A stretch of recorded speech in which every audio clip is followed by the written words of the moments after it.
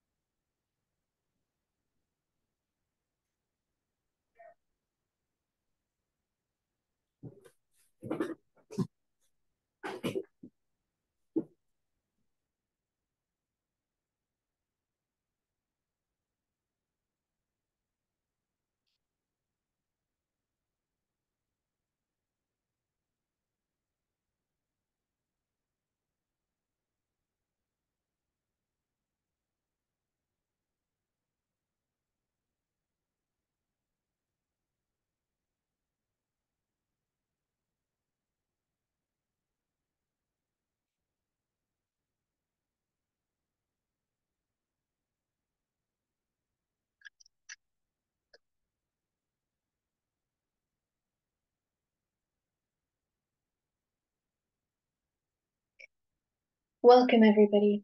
It's fantastic to have you here with us today in this joint webinar pulled together with two of the International Federation of Surveyors task forces. So today we have with us the FIG's Task Force on Geospatial Information Ecosystem and the FIG's Climate Compass Task Force. We're both really passionate about the topic of today's webinar, which is Geospatial and Land Information System Innovations for Climate Action. We're delighted to have you with us. Before we begin, I'm going to walk through some housekeeping. So my name is Roshni Sharma, and I'm joined by my co-chair in the FIG Climate Compass Task Force, Clarissa Augustinus. And with us, we also have Dr. Kursika, oh goodness, I'm so sorry, Kursika, Dr. Kursika, and she's with us from the FIG's Task Force on Geospatial Information Ecosystem. So we welcome you to use the chat in today's webinar. The chat is a place that we hope that you can introduce yourself. If you'd like to network, please share your LinkedIn profile link. If you would like to say which country you're joining from and what you're interested in about this webinar's topic, any useful links that you might want to share as we move through today's webinar, we welcome you to do that in the chat. We also have the Q&A box. So as part of today's webinar, we will have an entire section where we'll have all of our panelists and speakers up on the virtual stage, and we'll be asking them questions from what you submit in the Q&A box. So if there are any questions that you would like to submit for our speakers, please do so in the Q&A box instead of the chat. We'd like to remind you to please keep your microphones and videos off, and that this seminar is in English only. And we're very excited that the work that will be covered in this webinar directly contributes to the publications of both of these task forces. So in terms of what this seminar is about, first of all, actually, I'd like to introduce both of our task forces. So in terms of the FIG's Climate Compass Task Force,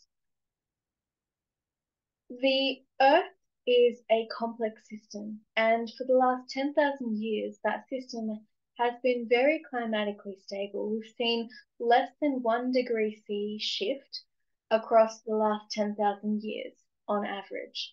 However, when we hone in on the very recent times that we're experiencing now, the Anthropocene, we're starting to notice that that climatic shift is really breaking down compared to that 10,000 year Holocene period.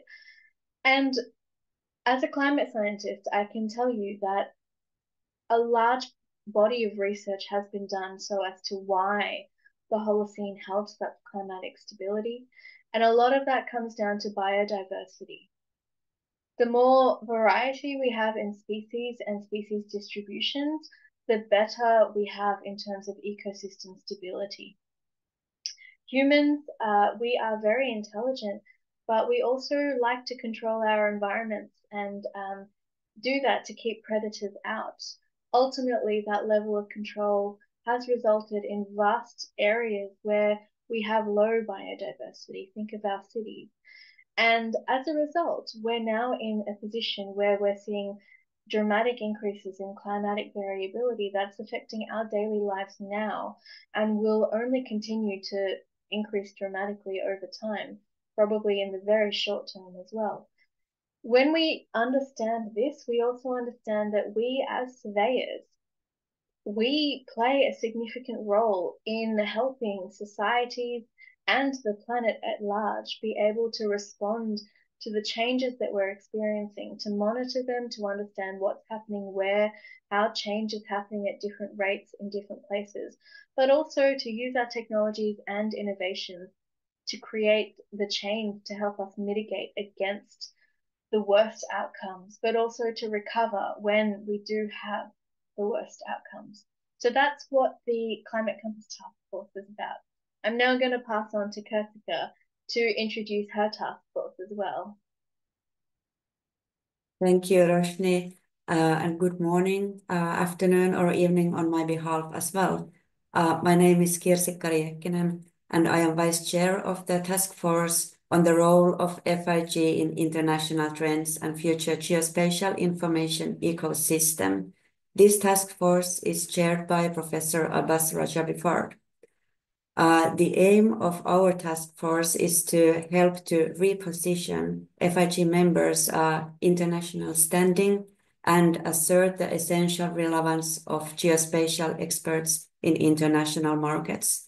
So the world is changing. We face different megatrends, trends which shape the environment that we are working on. And climate action is one of these tasks that the geospatial experts nowadays have huge impact on. During this webinar, you will hear and learn and be challenged also more about how we as geospatial experts can contribute by channeling our expertise and innovations. Back to you, Roshni. Thank you very much, Kurtika. And so in today's webinar, we're going to speak about things mentioned on this slide here. I won't go into too much detail because we're excited to get started, but we are very much looking forward to sharing with you the insights of 4 incredible leaders from around the globe on these areas. So we have just completed our welcome and housekeeping. I'm very excited to share with you, introduce to you soon, 2 really very eminent presenters who will give opening remarks. And then we will open the floor and welcome onto the virtual stage 2 other experts that we have with us before we have closing remarks. So without further ado, I would like to welcome to speak to you Dr. Mika-Petteri Torhonen. I'm so sorry if I pronounced that wrong, Mika. Mika is the Global Lead Land Administration Specialist at the World Bank's Land and Geospatial Unit, and he has 25 years of global experience. I will now share his slides onto the screen and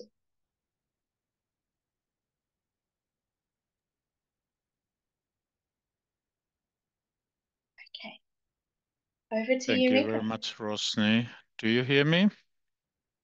Loud and clear. Perfect, thank you. Yeah, I was a little bit worried here. I'm connecting from Beijing, China, actually in the middle of a client meeting. And it was a little troublesome to know that I actually have access to internet, but everything is possible these days.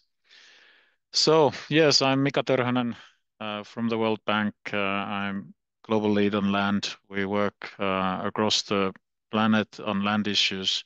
And for the past couple of years, we have increasingly been developing our storyline and program that relates to climate change and land. And I know that all of us here joining this fantastic webinar have been doing the same and will be doing the same for some years to come. Hopefully, we will start to find solutions to these things, and this is only a period, but I'm not so sure about that.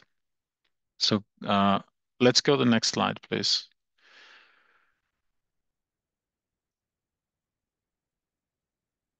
I'm not sure if the next slide. Okay, here we go. So you may be familiar of the Land Cap report. It has come out twice now in the context of climate summits. And the last one, 23 update, basically said that the land that governments pledge in their climate action plans for carbon removal, land and forest restoration, reforestation, and bioenergy, that requires basically land area equivalent to 4 times size of India. And you can do this similar stimulations, and basically huge land areas are needed for land activity for activities that are to help us to meet the Paris goal claims. And at the same time, we have other pressing needs. We are more than ever before. We are growing as a population. We need more food than ever before. The land, because of the climate change, is somewhere becoming unsuitable for many things. We are on there is going to be economic and climate-induced migration. Uh, Wealth is actually increasing, which means that we want to live in smaller household sizes. We need bigger houses and we need more land. Rapid urbanization is obviously a very, very big factor. Now the current estimates are that soon 70% of us will live in cities, and already now about 50%. And at the same time, there are already countries where the population is aging and actually decreasing, and that reads into other sorts of repurposing and needs. So how do you fit these several times of size of continents into this mixture of high demand on land is really the question, in which I think surveyors, planners, and all those who work in between rights and build properties, or rights and changed land use, would need to work on. Next slide, please.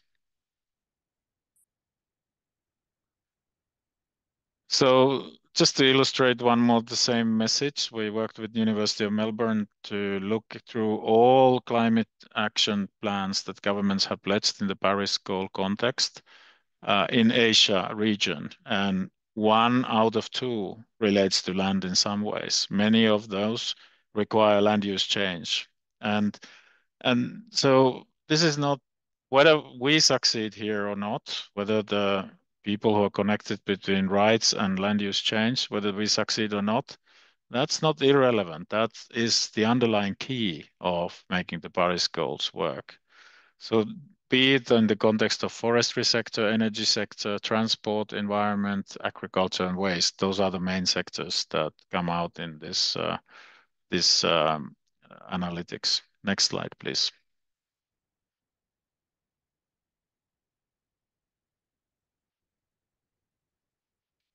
So the World Bank's view on this is that everybody needs to get together on this, and we need to get serious about the land part of the climate goal and climate commitments, and perhaps that also alludes that we haven't been in the past on that. And also lots of these pledges on which are obviously need large land areas are probably done without understanding that such a land areas that would be needed.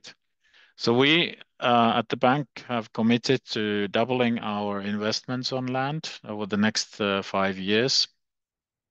And the goal is to get about 20 new countries under scalable investments on land. So basically, in the end, what we talk about is that very difficult it is very difficult, if not often something that shouldn't happen, to change land use somewhere where there's a lot of informality on land. If the tenure security is not there and we engage in the very big land use changes, or we engage into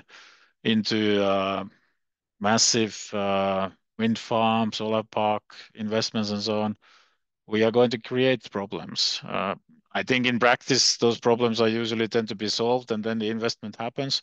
But if we want to be serious about 4 times India and you name it, then we need to reduce informality. We need to improve security of tenure dramatically. And that's not going to be enough. We need to also be able to work on permitting, licensing, and before that, planning. So so we need these investments in a different scale than before. We need investments of scale rather than piloting or or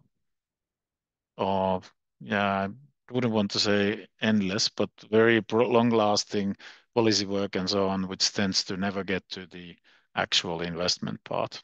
Next slide, please. These tweets here, they're from the Senior Vice President of the World Bank on infrastructure, where he commits to us doing what I just spoke about.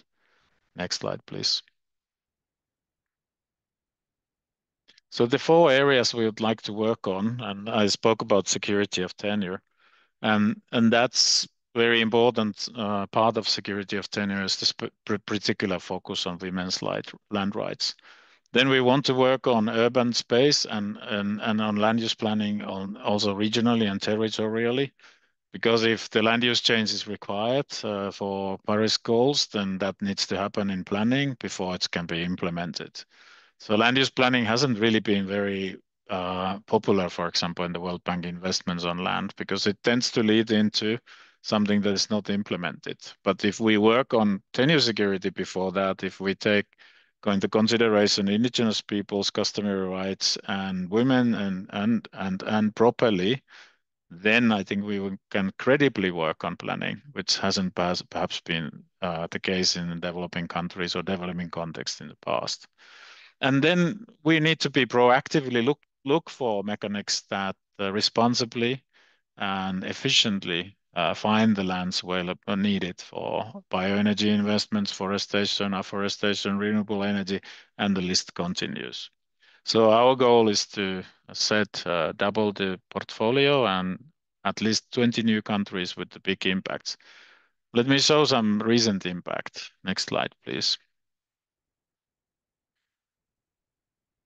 The country that I'm going to refer to, I think I'm talking too much about it because it's just one country in the planet, but the recent case is compelling. So 2015, Indonesia had about 40 million land rights registered in the land registry. And currently they have surveyed about 118 million and the registration is somewhere 93 million last time I asked, and that's a couple of weeks ago. So from 40 million land rights in the registry 2015, 2024 with over 90 million, and in the cadastre 120 million. And the simple reason why that happened was because the president told the land authority that you have to do it. And the president said that I'm not happy about you doing only 1 million land rights a year. I want you to do 10 million land rights a year. And 2 years later, they were doing 10 million. So we need that sort of leadership. We need to reduce tenure security dramatically in the landscapes. And Indonesians have been successful. It's not the perfect picture because this doesn't cover forest areas, and that's a majority of still the surface area, but let's take a victory where we can find it.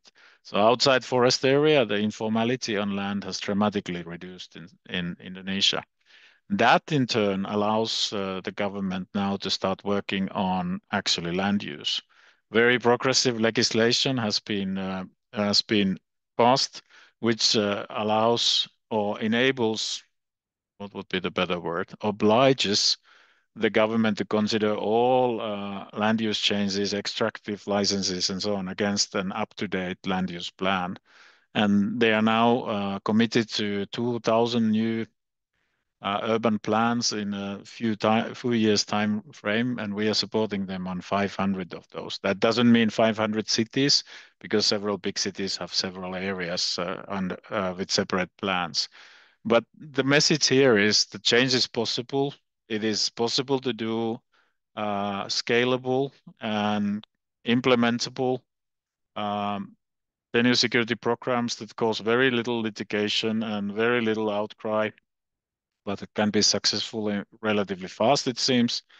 And when you do that, then you can truly start to work on land use planning, permitting, licensing, and land use change. So that's what the Indonesians are doing, and I hope we can start seeing this also elsewhere. We have good samples emerging also other parts of the world. So there's new initiatives now, even in countries like Nigeria, in the Amazonas region in Brazil, and for example, Romania is doing very fast progress in reducing informality on land.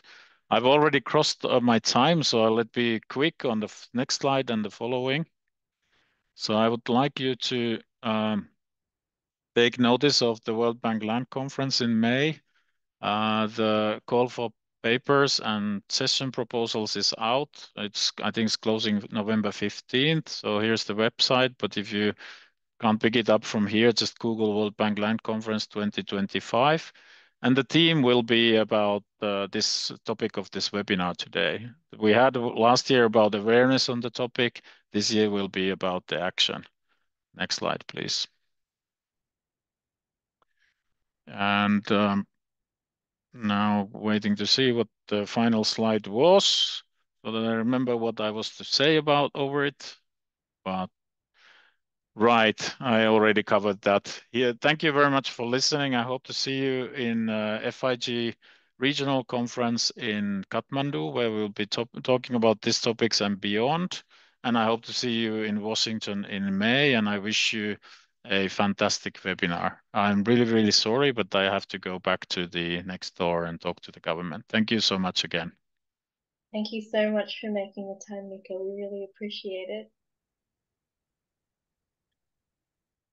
I would now like to welcome our next speaker who will give opening remarks. So Dr. Ernest Acheampong is the Capacity Development Coordinator for GEO, the Group on Earth Observation.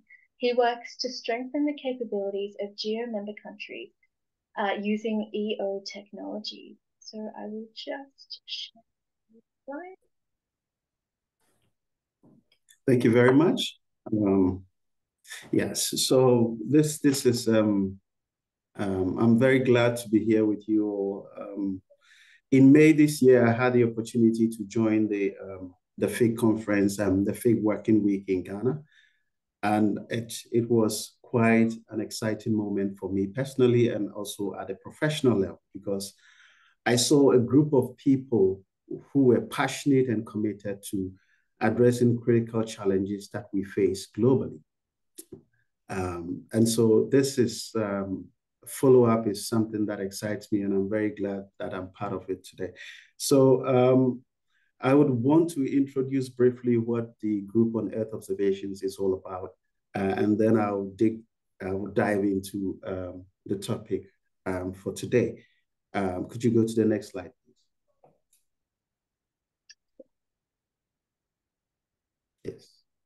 Next slide.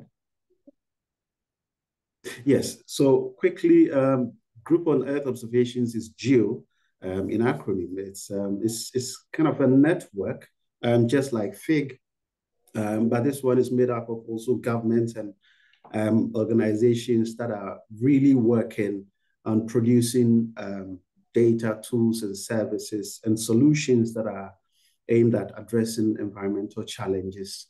And one of them is also climate that we're going to talk about today. Indeed, if you look at what GEO has done since its establishment in 2005, we have worked together as a global community to develop several tools and services on Earth observations to help countries in terms of their reporting, but also in terms of decision-making when it comes to environmental issues. Geo as a community welcomes every organization that is working around environmental issues, land issues, geospatial issues as well. And so I believe we may have a number of organizations and institutions that are part of the Federation who are also part of Geo, because we are working on the same issues with different tools and services. So for the next 5 to 10 years, which will be the post-2025, Geo has developed a new strategy that is looking beyond data in what we call the Earth Intelligence. And the whole idea is that we combine Earth observation data with additional information and insight from socio-economic data, other data that are data sources and climate analytics, to create a sort of intelligence that can address various issues that we are facing today. As you know, could you go to the next slide, please? The world is facing quite a lot of challenges. And if you look at what is happening, all these challenges are interconnected. Climate is related to land, water, pollution. All these are challenges that we are facing today. Please, next slide.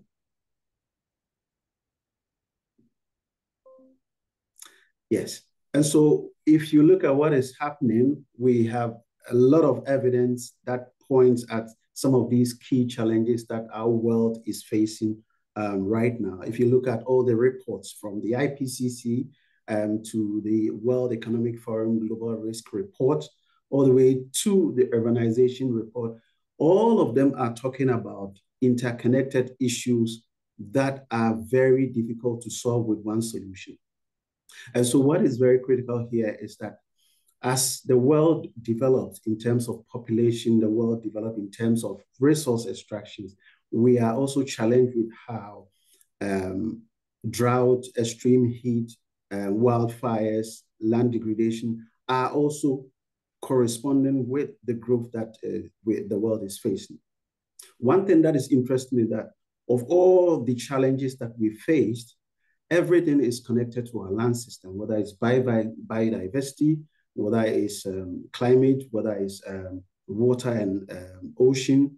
All of these are connected to our land. And so when we are talking about solutions, we need to think beyond just addressing one issue. Because of the interconnection, it helps us to think about a connected and integrated solution. And so within the Geo community, what we've been trying to do is to develop tools and services that address integrated, interconnected challenges. Next slide. Yes. So looking at what has happened so far within the Geo community, we are also very passionate about land issues because everything that is happening within our world, our planet right now, has to do with our land. And so we've also been working with a lot of institutions globally to look at critical data sources that can help address or provide a comprehensive understanding of our planet. If you look at currently the land information system that we have, that exists, there are a lot of data sources that we have, and we're trying to also patch and bring some of these data sources together to make sense. Because in some cases, some of them are also disconnected or disjointed. And so how do we bring all these data, integrate them to make a meaning to policymakers, to make meaning to practitioners? This is something that is critical. Again, if you look at what is happening, it is critical we have data, information to monitor the various changes that are happening, whether it's in agriculture or whether it's in land degradation. We need to have the data in order to monitor these changes that are happening. And so if you look at what we've been doing, we've been developing tools and services that can help us monitor and track some of these changes that are happening. And so that policy and decision makers can then take decisions based on facts, not just by hearsay. In terms of climate, all these data sources have a direct impact in terms of how actions can be taken in the climate era. What we have seen is that within our community, and also I believe within the FIG community, a lot of emphasis is now emerging when it comes to addressing climate challenges. Because if we look at what is happening within the climate area, it is affecting not only the environment, but also the land, biodiversity, and so many of these issues that we face today. And so for GEO, what we are also aiming to do is to help create a better understanding of how to use Earth observation data tools and services to address issues of climate change, to address issues of land degradation, to address issues of urban expansion. And so we've been very, very vociferous in a lot of these conventions that are happening. For instance, currently, we are in the Convention on Biodiversity COP16 in Cali, Colombia, where we have launched a global ecosystem atlas. And this is going to give insight and intelligence into our ecosystem that we have at the global level. Next slide. Yes. So again, the challenges are real, especially in some of these developing countries where data access and even continuity is a challenge. One thing we are trying to do within the GEO community is to level the playing field when it comes to data access, when it comes to tools and services that can help countries that don't have the capacity to generate their own resources have access to data through our programming. And this is something that is very key and fundamental to the way we operate. Within the network, we have countries that have advanced their systems when it comes to monitoring climate change, monitoring environment, monitoring greenhouse gases, and so on and so forth. And we have other countries that don't have the means to do it. The question is, how do you bring them on the same platform to engage and to make sure that we have a global data system that is accessible to each country in the world? And so that is what we are aiming to do. One thing that is also critical for us is capacity development. And so within our programming, capacity development in terms of enhancing access to data, training professionals within the community to understand and also apply data and tools and services that are produced for decision-making at the national level. These are all critical issues that we aim to advance over the next 10 years. And once we're doing this with the hope that it can address these critical issues around climate, because as I initially said, all these issues that are happening right now are directly linked to our climate and also to our land. Next slide, please. Yes, and so currently we have about 48 programs within the GEO community, but I just wanted to enumerate some of the, about 5 of them that are also very critical to land as well as climate. And so we have what we call the GEO land degradation neutrality, which is one of our flagships that is looking at curbing land degradation globally. What they have done within the initiative is to work with the various countries to support them in their reporting to the United Nations Convention Against Desertification. A lot of countries are now realizing that they need a lot of data and information to do that. And this initiative is providing the tools for them in terms of their reporting. We also have what we call the GeoGlam, which is the Global Agriculture Monitoring. Within the GeoGlam flagship, we have the Crop Monitor that allows a lot of institutions globally to monitor the crop health as well as the productivity of agriculture. Again, we have GeoBond, which is the biodiversity network. Currently, they are in Cali, where they are also presenting some of the key initiatives that have come out when it comes to global biodiversity. Some of the key initiatives that are happening at the regional level includes the Digital Earth Africa and the Digital Earth Pacific.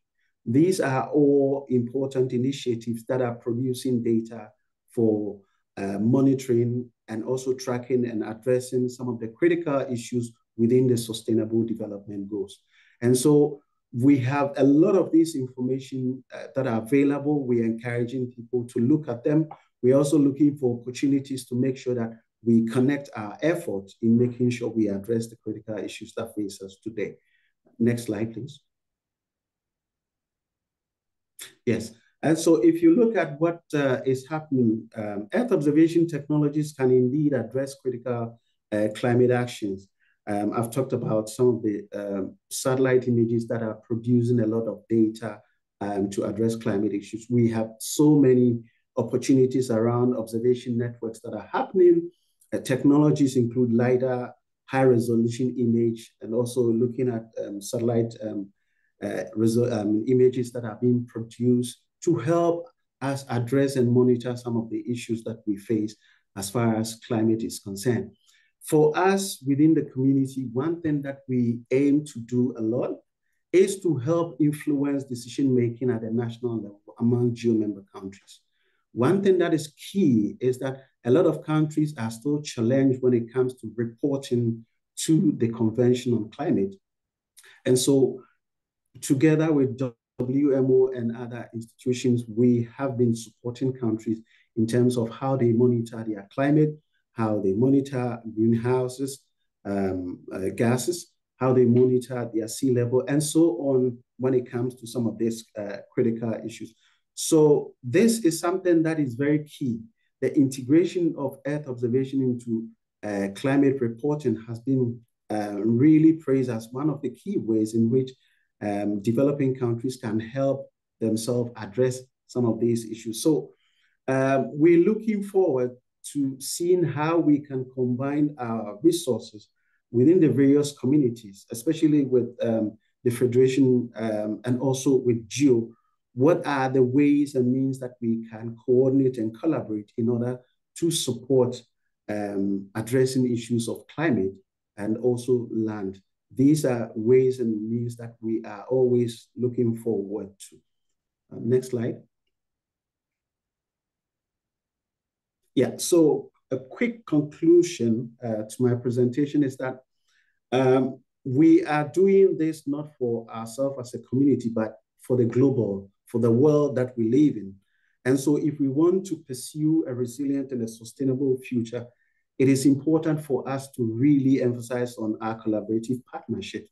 And this is about, it's not about GEO, it's not about fake, but it's about all of us working together to ensure that we are not duplicating each other's work, but harmonizing the resources, the knowledge, the technical technologies, as well as the tools and services in order to address a common goal of sustaining our land and also curbing the impact of climate change. I would end here, and thank you very much for your attention. Thank you very much, Ernest. Much appreciated. That was very thought-provoking and inspiring. I'm going to pass over to Khoo for the next part of our webinar. Thank you. Thank you. Thank you. Thank you, Roshni, and thank you, Ernest, for a very, very interesting presentation. Before we we also do have some questions for you, but before that, let's move on to our panel. So we have two panelists, and our first panelist is Hui Ying, who is Deputy Director in the Geospatial and Survey Division of the Singapore Land Authority. She is responsible for leading the capture, creation, and maintenance of 3D digital geoinformation, and she will speak on digital twins to achieve land-related environmental goals. So, Hui Ying, please, the stage is yours. Yeah, thank you very much for the introduction. Yeah, I'm sharing my screen now. Hope everyone can see it. Okay. Yeah. Thank you very much for this opportunity to speak in this session. So I think as earlier on, as Dr. Ernest has pointed out that how Earth observation data is important and how they help in the climate strategies. On this quick short presentation on my end, I will be sharing more on the micro side about a small little country over the whole global scale, and how we actually contribute towards some of the climate actions with our geospatial data. So very quickly, just a context where we are, where I'm from. I'm from Singapore, so in the Asia continent, and we are really just a very little red dot among the whole global scale. This is just some little facts about Singapore. We are just about 730 square kilometers with a population of 6 million. In fact, we are all surrounded by water. So climate actions against sea level rise, land subsidence are some of the very important actions that we would need to take against climate change. And obviously, we are known for a garden city. So we have a lot of greens in nature, and just over our 730 square kilometer, we have in fact 7 million trees planted over the whole landmass. Very quickly, let me just quickly jump into this part of where I come from in terms of my background. We do have this National 3D Mapping Program that is just a decade old. So we started off this since 2014, where we led the whole of government initiative to really create and maintain an accurate 3D map of Singapore. So with the objective to really develop once and used by many. And this data set is to be reliable, consistent, and high resolution, such that it can help our fellow agencies, government agencies, in their various land use planning, in terms of their operations, in terms of their policy decision. So the data sets is also on an open exchange format for really interoperability and sharing across various industry as well as academia. So very quickly, just a quick glimpse of the 3D geodata that we had in Singapore that was created as part of the National 3D Mapping Program. We captured LiDAR data, nadir and oblique frames, and all these data sets are translated into different types of 3D data sets. As you can see on the slides, they comprise of digital terrain model, surface model, orthophoto, 3D relative mesh, and 3D city building models. So how this actually helps in some of our climate action, as shown on this slides, digital terrain model is generally very critical for Singapore, given that we are surrounded by water. So we would need to know our elevation very accurately, so that we can mitigate sea level rise. We can actually understand where are the low-lying areas and where should we prioritize our flood risk mitigation and coastal protection. We also need to know with sea level rise, is there any land subsidence that is happening? Because if this comes in tandem with sea level rise, land is subsiding, then it will be double whelming for us. And how should we actually, so-called in the upcoming years, what are the actions should we take in order to address all these climate issues? On the other side, on green energy, we utilize all these 3D data to actually study where we can harness solar potential, so that we can actually, goes towards the green energy side of the world, instead of the usual fossil fuel, etc. And obviously, the other part is about how can we stocktake our carbon. So we know that carbon is very critical in climate mitigation. And as mentioned in my earlier slides, we do have 7 million of trees in Singapore. And while we are a small little city, but then how these trees can continue to be maintained such that it actually helps to address so-called the greenhouse effect is some little efforts that a small nation like us could contribute. So lastly, just to share, we are also leveraging on AI. So using AI technology to really understand what is the current state that we are in, And with this, it can actually help towards what we have in terms of our SG Green Plan. We do have a 5-pillar Singapore Green Plan, and such efforts will actually help us with sustainable living, green economy, and to build resilience towards the future. Yeah, I think with that, yeah, this is what I like to share, and happy to take on any questions later. Thank you. Thank you very much, Ying. Yeah, very interesting, and looking forward to the discussion with you as well. But before that, let me introduce our second panelist, Eranda Gunathilaka, who is Senior Lecturer at Faculty of Geomatics at Sabaragamuwa University in Sri Lanka. He is also Chair of FIG Commission on Hydrography, and he will speak on Sri Lanka's National Environmental Plan and coordination and partnering across government. Please, stage is yours. Okay, thank you, Karishika, for the brief introduction. Actually, I slightly changed the title, sometimes later this morning, just to align with your general topic on the GIS and the LIS. So let's see how far I can go through with it. Yeah, it's 3 minutes, and let me see how far I can go through it.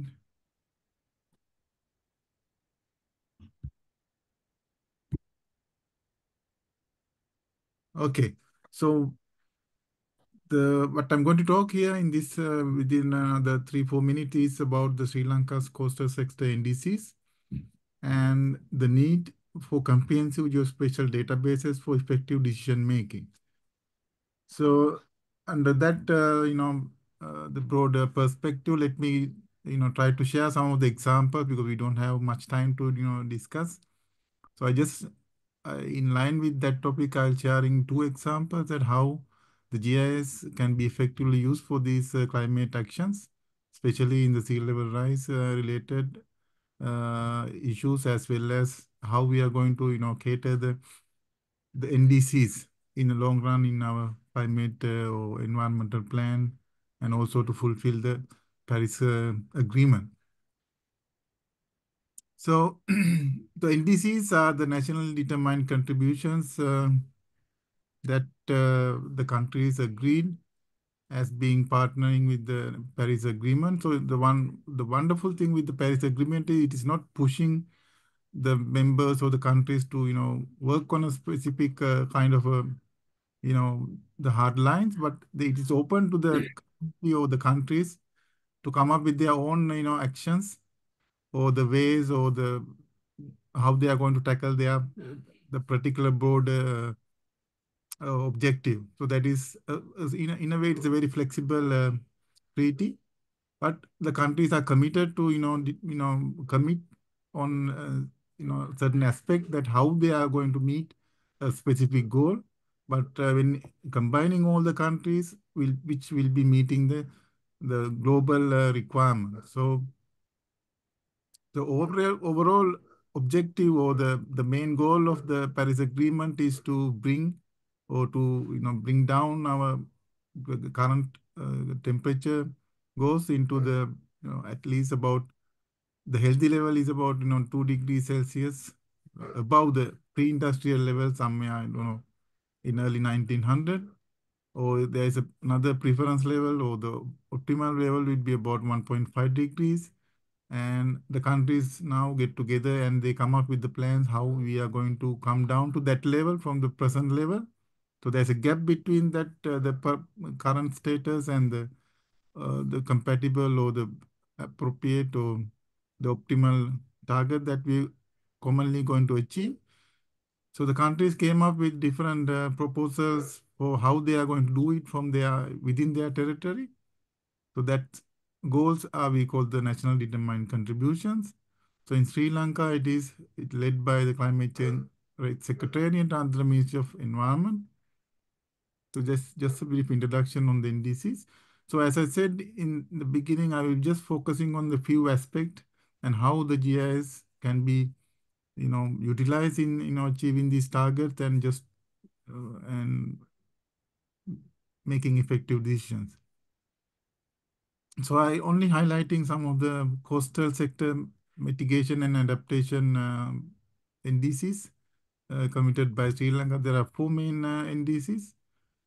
So the first one is to establish accurate sea level rise forecasting system for Sri Lanka, and then prepare the updated vulnerability, or we call risk maps, for the sea level rise, and then adapt the optimal shoreline management measures, as well as in leading in that into the next level is the identification and the declaration of the coastal and marine natural areas of high priority for the building of resilience. So which is the fourth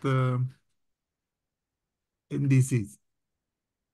So moving on to the, combining these NDCs and how we are going to cater, or how we are going to handle this effectively with the GISs, I'm just taking 2 examples only for the time being. So as you see in this figure, that the map created, which the map showing is the sea level rise trend around Sri Lankan region, generated using the GIS tools by using the long-term satellite altimetric sea surface height measurement. So one of the challenges that we face in this part of the world is the data. So even we don't have the institute data, in a research quality or high quality or high accurate data, and it required to have at least quite long time continuous data for these such analysis, like in the weather or climate actions. So even though absence of this institute data, we can utilize effectively this satellite data, not only the sea surface site and various other satellite data, and we can, when it comes to the analyzing this kind of long time series data, so we can use effectively the GIS tools in generating the maps, making a graph, making correlations, as well as some modeling and all these kind of things. So which is quite useful, and so that is what I want to highlight in this slide. And moving on to the next one. So the other important thing is when it comes to the phenomena like the sea level rise, which is a very slow progressing phenomena. So to sense that, it will take very long time, and when it comes to the modeling, the data should be very accurate, or very, we can say, in this sea level inundation. So we are talking about centimeter level. So it's quite difficult to have or go with the conventional data that we have in the maps, topographic maps, or the existing LIS and the databases. So we have to use the modern technologies like rapid data collection technique, like UAVs, photogrammetric techniques, or the LiDARs, or even high resolution satellite images in that case. So this data will be bulky, and a lot of data cleaning steps has to be done. So as the previous presenter mentioned, so we have to use a lot of AI tools in filtering and processing and analyzing data. So such large data can be handled through the vast databases. So that's again another pro or positive sign, or positive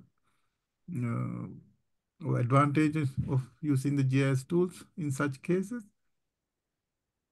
So I'm just highlighting one, another case study that we done with my student in Sri Lanka. So here we shown a map in one part of Sri Lanka, which is a highly popular destination for the tourists, and a coastal belt in southern tip of Sri Lanka. And we model the mean sea level, the existing one, and we model with the existing using the altimetric data as well as the long-term tide data, and we predict the sea level rise, and we able to manage to benchmark what will be the sea level rise in 2050 and 2100. So like that, we can, using the GIS tools, we can effectively simulate, we can model what will be happening, and based on the other infrastructure layers as well as the socioeconomic layer, so that we can make better decisions at the end of the day. So with that, let me remain by just making a very broad summary, saying that the appropriate mitigation measures can be made effectively, and GIS plays a huge role in compiling all the baseline data and make it's also make queries on critical information, as well as it supports the better decision makings in relation to the combating climate change, or we can say climate action. So with that, let me remain and thank you very much, and looking forward for the questions from the audience in the next few minutes. Thank you very much. Thank you very much, Eranda. So I would now like to ask if you wouldn't mind stopping your screen sharing, and we'll welcome all of our panelists to the screen. I'd like to start off with some questions for Eranda and Hui-Ying first. Hui-Ying, I might start with you. You touched upon AI technology and showed a really great example on placing of solar panels. Do you have plans for other implementations of AI in achieving climate resilience in the Singapore Land Authority? Yeah, yeah. Thanks, Rosny, for the question. Yeah, I think I would say that AI is also really new to us, especially the part on Geo AI. We really see a lot of potential in terms of Geo AI. Generally, when we talk about Geo AI, we are also referring to Geospatial Earth Observation AI. So obviously, with what we have taken as a mini step to identify solar potential, solar panels, that can be actually scaled up to other types of computer vision types of identification. It can even be scaled up to help in the vegetation green indexes. That is something that we are also very keen to look at, as well as water bodies. I think these are some of the areas that we are also closely trying to build up our in-house capability. I think my team has actually attempted to detect water bodies, but then in the very complex climate, in a very complex environment in Singapore, water itself can take a lot of form, and it may also involve not just the RGB type of images, but it may also needs to go into multispectral, including infrared band as well. So these are some mini steps that we are taking to see how can we set a baseline, create that baseline, and then from there we can do our year-on-year monitoring. I have to acknowledge we don't do mapping on a year-on-year basis, but then how we can leverage AI on what earlier Ernest has mentioned, which is the satellite imagery, and with this baseline versus what we can harness from satellite imagery, that will allow us to monitor on a year-on-year basis. Yeah. That's amazing. Thank you so much. Before we move on to the next section, I'll also ask Eranda. And really, you shared a lot of really interesting and relevant information. The question that I was hoping to ask you is, what are some of the major challenges in collecting, managing, and utilizing geospatial data for climate action in developing countries? Yeah, it's a great question, and that is one thing that we also struggling, like, because recently I was in one of the committee related to this benchmarking, like, because we already committed and we have to report to the UN related to the activity that what we have achieved.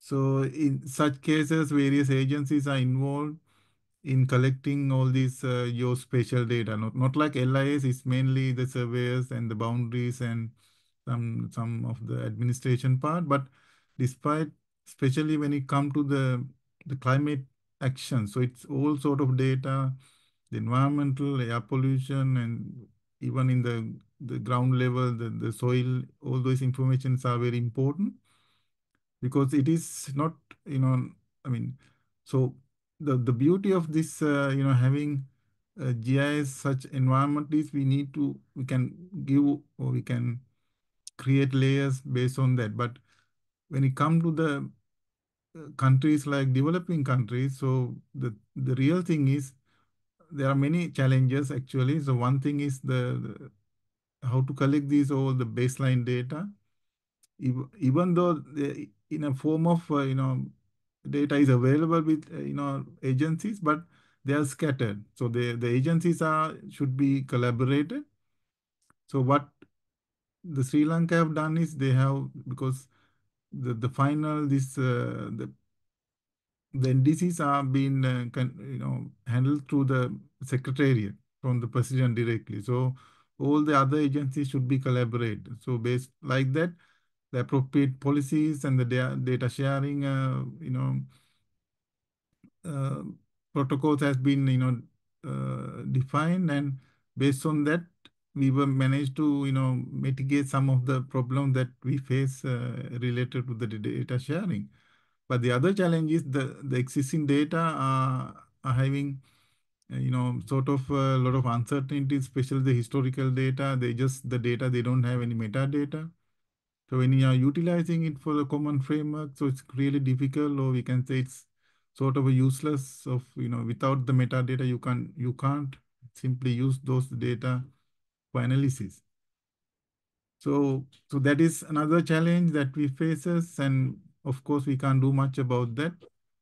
But the other thing is, nowadays we have a lot of the ways, tools, and the materials available in collecting the recent data, especially thanks to the remote sensing image, the satellite data. So, but when it comes to collecting that data, again, the cost is another big issue, and also nowadays the technical infrastructure is already available. Like in most of the countries, we had some training sessions. So the technical integrity is there, but still the funding and the specialized areas are to be addressed in processing such data. So the funding is one issue, and accessing the accurate, I mean not the accurate, the high resolution data it is an issue in this part of the world. Even though they are available, it's quite difficult because of the cost aspect, as well as the infrastructure, the support, that even you get the data, to process that data, to analyze that data, you need powerful high-end computers. So likewise, there are some issues in this part of the world, and so that's what I want to highlight here. Thank you. Thank you both. I'm going to now hand over to Kursika to facilitate the next part of our webinar. Yes, thank you again for the panelists. Thank you, Roshni. So now I would like to invite kind of the full panel, so all three presenters or speakers are on stage for our plenary session. So dear audience, participants, I am now leaving the lead to you. So please type your questions for the panelists using the Q&A tool. Many of you have already found this tool, and we will then moderate the discussion and take questions for our panelists from there. But before we start, we do have some polls prepared, right, Roshni? So we would like to also learn a little bit about your background. So if you please answer these questions, so we get some information also from you. Thank you. So the poll should be up on your screen now. It's very short. There's only 3 questions, and we hope that it shouldn't take very long for you to complete.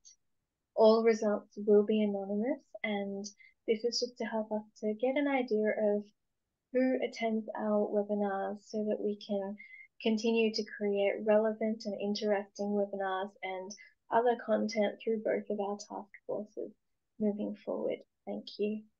Back to you, Jessica. Yes, thank you. Thank you, Roshni. Yeah, we already do have a lot of interesting questions now on our Q&A section, and please do keep typing and keep asking these questions. I think I would like to take first, maybe it's a warm-up question, maybe it's a little bit bigger question actually than that. This is for all our speakers. So a question is that we understand that sea level rise is a secondary impact on climate change chain. So what measures are we putting in place using the geospatial information to be able to deal with the primary impact, which is human interaction with the environment? Any one of you who is ready to answer, please go ahead.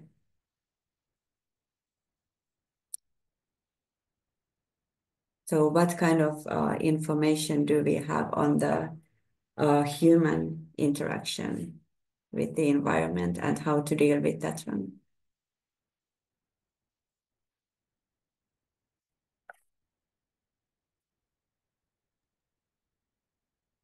Eranda, please go ahead. Yeah, just to start, I will just add 1 or 2 points. So like, yeah, so like what we see in this global warming is mainly like it's a human-induced problem that we are facing, and as you correctly said, it triggers many other phenomena like sea level rise, changing the climate, the adverse weather conditions, so on and so forth. So there are various,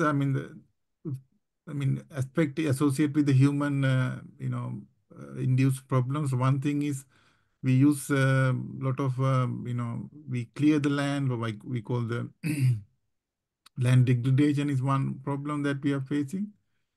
So the mainly impact of this, is the forest deforestation. So a lot of forest land being utilized for many other purposes, including the farming and, uh, industrial zones and all that. So that is one aspect. And the other thing is the excessive use of the fossil fuels rather than this, what do you call the green energy that we call. But thanks to the campaigns and the propagandas, now most of the government are, determined to go for uh, the green energy like the solars. Now recently in Sri Lanka also, they were much interested of, using the water surface to come up with floating solar projects, so that we can reduce some of the carbon emission, and we can utilize the solar energy in, as a supplement. So likewise, so the campaigns are there and to reduce the carbon emission, as well as we have to stop this excessive clearing of the forest, as well as how we utilize the environment. So that is more important. Thank you, Eranda. Hu-Ying, do you want to continue? Yeah, probably I can add in a little. So we may not be able to do a lot, but I think one of the more, I mean in Singapore itself, we do have this 1 million trees exercise where we are looking at in the year of 2030 to actually plant another 1 million trees over the island.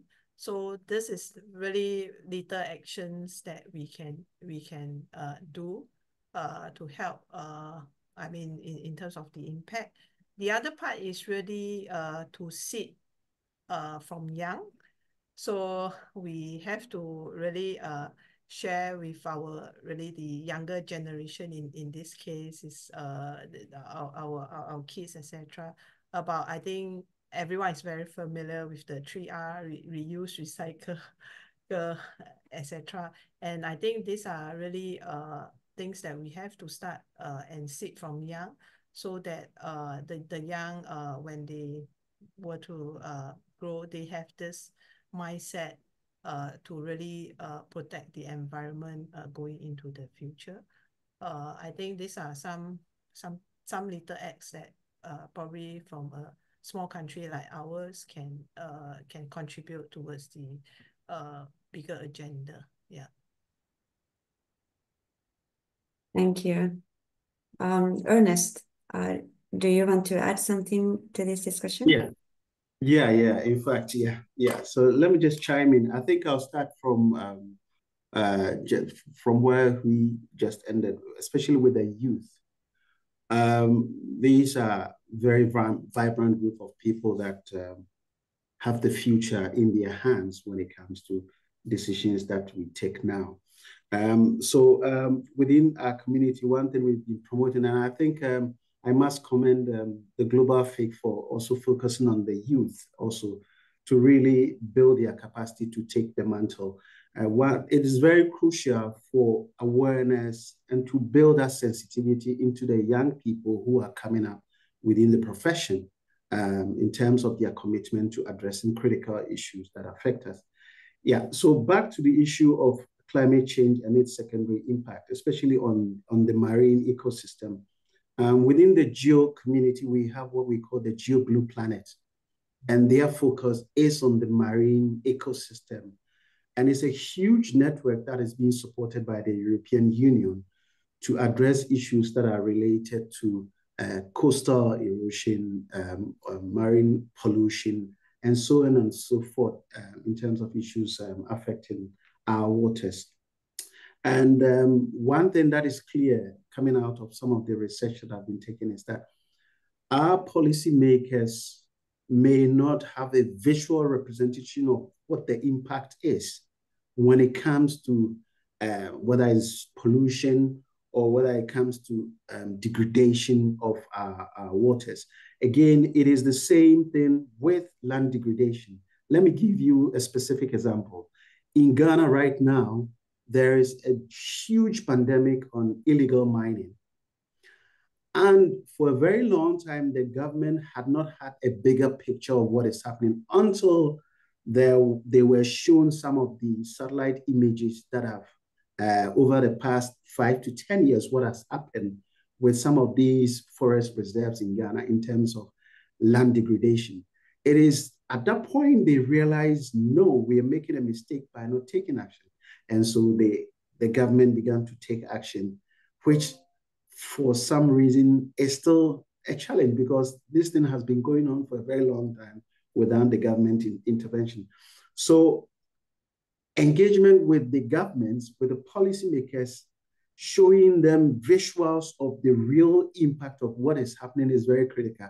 So within our work, what are our tools, what are our data, what are our systems that we have? How do we make sure we are making our work easy to communicate with the policymakers who are taking action on the ground is something that is very critical. And one last point is what for us we have been doing with our coordination mechanism. I think Eranda talked about collaboration at the institutional level. That is something very, very important. A lot of our institutions are having patches of data which are sitting in some corners, whether it's a computer, a portal, or something. How do we bring all these related data together to have a cohesive and a very harmonized understanding within the various institutions that are working, whether it's geospatial, whether it's land management, whether it's water resource management? All these institutions require data, geospatial data, earth observation data, remote sensing data. Can we bring these things together, have a stronger voice? Then we can make that impact when we are pushing for a change in policy or strategy that affect us all. Climate change is a cross-cutting issue that affects virtually all the institutions that deals with environment. Again, national coordination mechanism, having a mechanism in place where each of these institutions communicate amongst themselves, look at solutions, look at data they need to work on before they even present to government. That gives them a coordinated voice in terms of what they have to deliver at national level. Thank you. Yes, thank you. I think this is a very relevant point, and also we have some questions related to the same issue. So what is actually the role of surveyors in the collaboration with other climate change mitigation, green transition topic interest parties? So who should be the responsible one to actually collect? Is it a surveyor? Is it someone else? How do you see the role? Yes. So if that's to me, exactly. Champions are very critical to fostering coordination at the country level, at national level. And so in Ghana, I recall when I visited and I attended a FIC working week. One thing I did was to connect the space agency in Ghana to the leaders of the national FIC in Ghana. Because the idea is that there are a lot of similarities, a lot of common things we are working on, and we need to understand each other. We need to understand the strengths that we can bring on the table to really make an influence. And so these are some of the things that can happen, and so that we don't live in our bubble within our group and work within our group.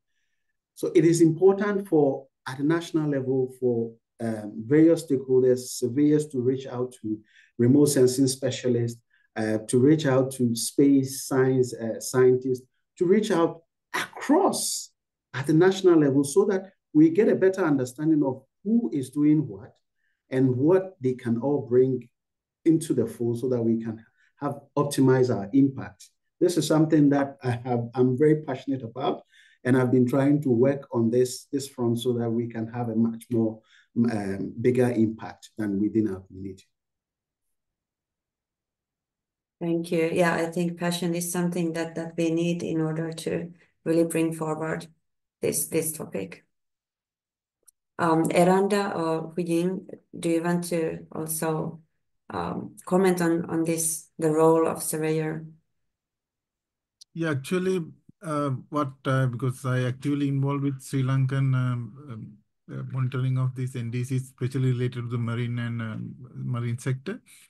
So what was the Sri Lankan approach? I'm sure it would be the same in the other countries.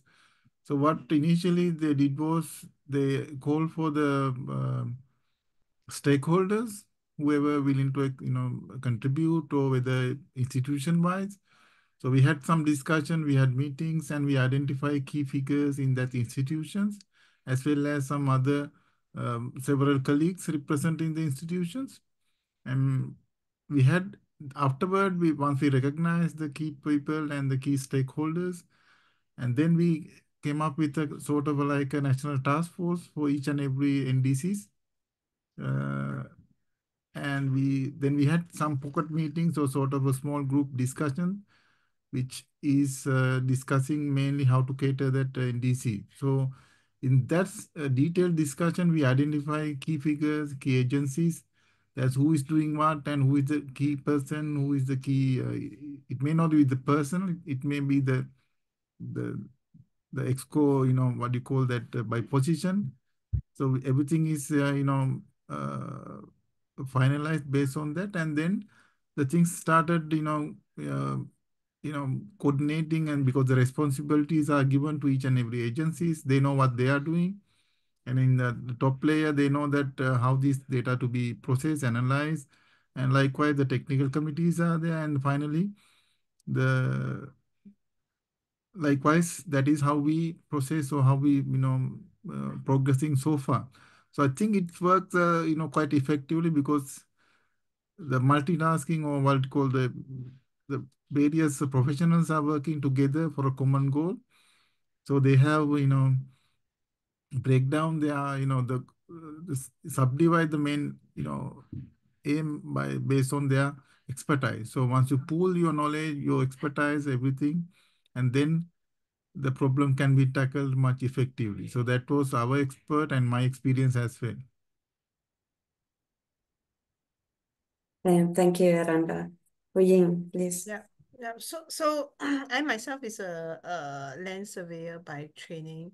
So generally, I think audience in this session a lot are also geomatics engineer or land surveyor, and our role in the industry is largely a very supporting role. And we are always the first in and the last out as per normal in some development projects. But I do echo what Eranda has said. It is really about how we work with each and every one of our stakeholders, how we collaborate, how we partner with them to really work towards delivering a common objective, a common goal. And the partnership and collaboration is really the key to a lot of success. I think we ourselves, just like any allied professions, we have our main role in terms of how we ensure the accurate measurements on ground, etc. It is done in I mean that is where I think professions trust our work. Likewise, we work very closely with consultants, developers, etc., to address their issues, their problems, to support them. And on a bigger picture in terms of climate actions, etc., we do play an important role as well, because everything is related to position, location. It could be XY coordinates, it could be related to height as well. And this is where professions like surveyors, geospatial, professions come in place to contribute our knowledge and our expertise in this area, and work with the policy decision makers, work with the planners, etc., to help how to mitigate some of the challenges that we are facing. So I have to echo the good work that all geomatics engineer, land surveyors is doing on the ground, and how I always would say that the surveyors are unsung heroes that may not be so prominent out there, but we do a lot of supports in terms of the whole industry, the whole climate action as well. Yeah. Thank you. We do have a lot of questions in the Q&A box, which we cannot cover all during this session. But I think as the last theme of questions or topic of questions, I would like you to elaborate a bit of the use of the artificial intelligence in terms of land records overall. How do you feel? Are there possibilities in, for example, using AI for modernizing land records? And a second question related to that is that how can we actually ensure that the AI is functioning as we would like it to function? And do we have some issues or worries related to cybersecurity when using AI? Yeah, maybe I can start off first on the modernization of land records. I would not say that on our end we have really go into AI for modernization of land records, but in Singapore we have already started a lot of digitalization in terms of the land survey records that we have. We do have a system that was rolled out 5 years ago, where digital records comes into our department, and it goes through a validation process to ensure that the submitted records meet some minimum requirements before it is further processed by our department colleagues. This may not be termed as AI, but it's more on digitalization. But with this process, it actually has helped us during the COVID situation where we have to work at home and we are everybody has to be so-called closed down in this case. And the digitalization actually helps us to actually process the records in a very timely, maintaining our so-called our KPIs in a very timely manner. So with that digitalization that happens in 5 years ago, now we are looking really at how AI can help in more complex processing. For example, in Singapore, we do have a lot of high-rise buildings where submission of land of strata titles is also a process. And the current, I have to really admit that our current process is still very manual intensive, and we are looking at how we can actually use digitalization or AI to actually enhance the productivity. Given that I think I have to acknowledge that young entrance into the survey trade in Singapore is pretty low.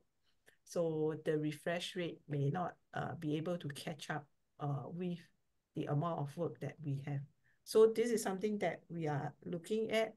And I think I just quickly add on to the other part about how do we ensure that I think the part about AI in this way won't cause any issue or backfire us. I think as I have answered in one of the questions, is really about the fundamental of a surveyor is always the ground truth. So while AI is a black box, I acknowledge that AI is always a black box. The neural network, the training, the training data, etc. It is a black box to us. But then the fundamental of survey is you still have to have some ground truth to validate before you can actually be confident with the data set. So this is some of the concepts that we have inculcated within the team within our department. Yeah. Thank you. Eranda, how is it the situation in Sri Lanka? Do you have discussions in utilizing AI and for which purposes? Yeah, so when it comes to decision making, so what we really need in this, I mean, not in the environment, but when, like we say, for example, we just take the flood, something like that, or forest fire. So the quick information, the timely information is very critical.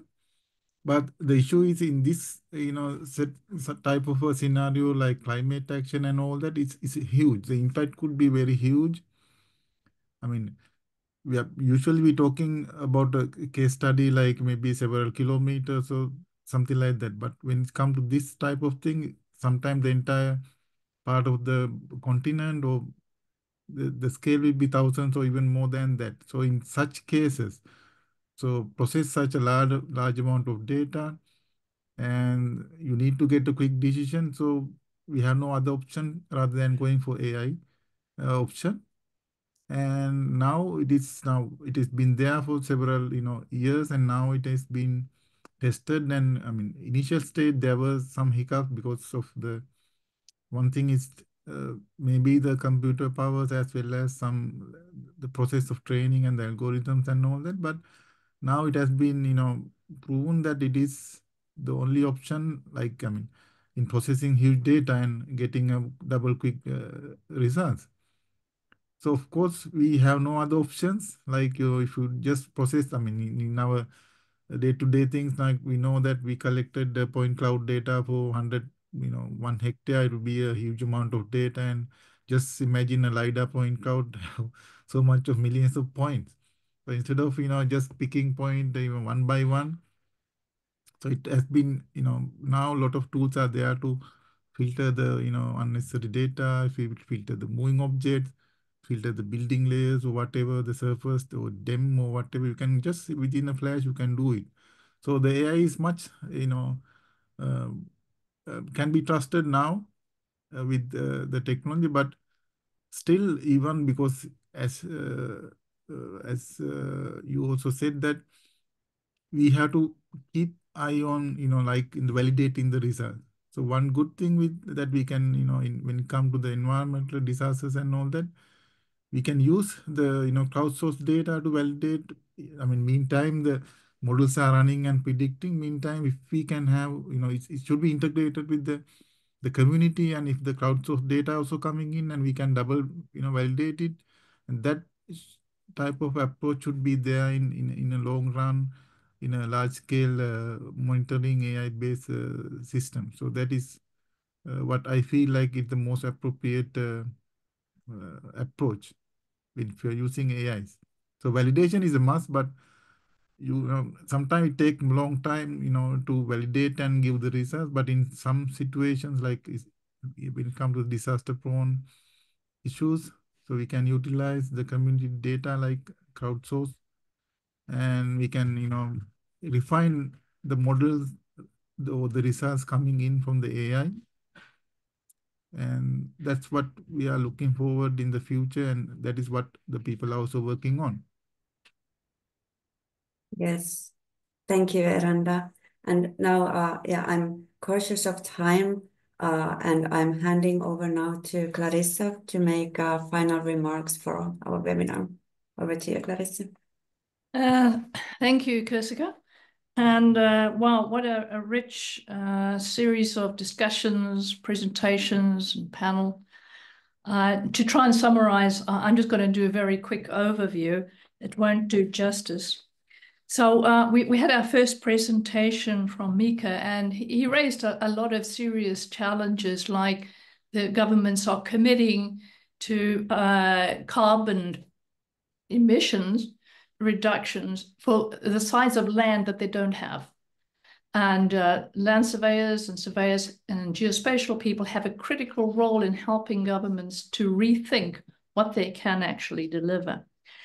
And what he then does is he presents to us a series of approaches which have been very successful, for instance, in Indonesia, and are being tried in other countries. What we're seeing is that if we deliver security of tenure rights first and very, very quickly, that we can then build land use planning on top that actually can be implemented. And then once we've got that, it enables us to do green projects, which would be a problem if we hadn't got our secure tenure rights done up front.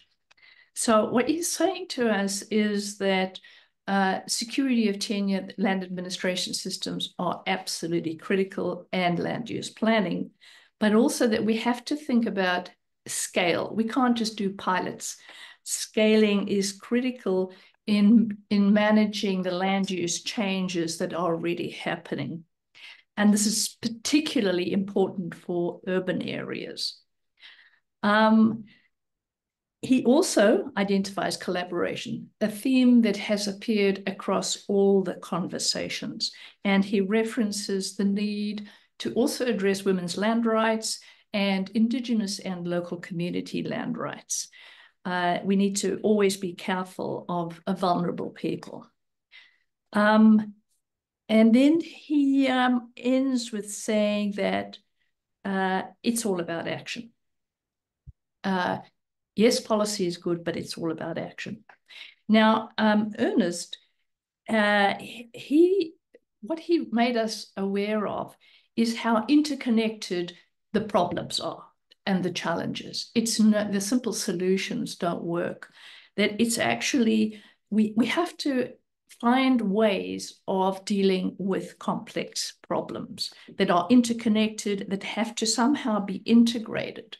And this again points to this need for collaboration. And he identifies issues around integrating source data, and it talks about monitoring and tracking, and then the fact that this integrated data has to be made available to decision makers so that they make decisions based on fact. But for me, his focus on the digital divide was really important, that we have some countries that are able to do really high-tech, interesting, expensive, use expensive solutions, whereas the challenge is for many countries is that they lack capacity. There's no level playing field, and the tools and services that we need for a global system have to be able to be utilized by all countries. Otherwise, we're not talking to each other and not able to collaborate correctly. So capacity development, absolutely key.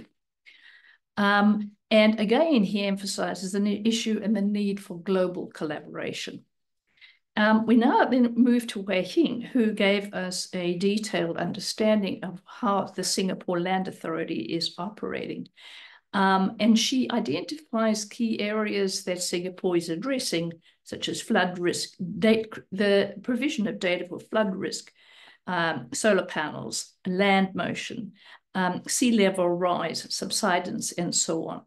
And then how, yes, they are leveraging AI and working towards having a really the kind of digital twin that will allow them to manage this massive urban city, especially their high rises and their strata title.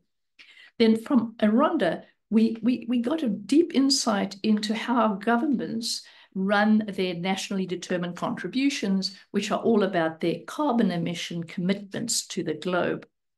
And he again is stressing the need for collaboration, institutional collaboration, how you set up committees and how technical people engage in those committees so that the outputs are real facts, real scientific facts that can be used by decision makers to deliver on climate action. And he gave us an example of Sri Lanka's NDCs, such as on sea level rise, the risk mapping, the management of the shoreline, and the identification of their coastal and natural areas. And then he emphasizes the importance of, GIS for the delivery of this data. But he also tells us that it's costly. The computing power is costly. The computers are costly. And because, for instance, sea level rise is so slow, they don't have the historical data which allows them to do the correct modeling, and that these are issues that need to be addressed. And then we had some really interesting questions from Rashni and Kirsika and the participants. And AI was one of the central issues that was discussed and the panelists responded to. So we saw again Singapore talking about the importance potentially of visualization, addressing technical challenges in the future by creating baselines so that later you can do year-by-year monitoring. We saw discussions of how developing countries are struggling to collect data for their baselines. But work is being done. Surveyors have a central role already in this process. And we see that the various new tools, the technical tools, are really good. Expensive, but really good. And they're making a big difference. But it's also important to build capacity in those specialists.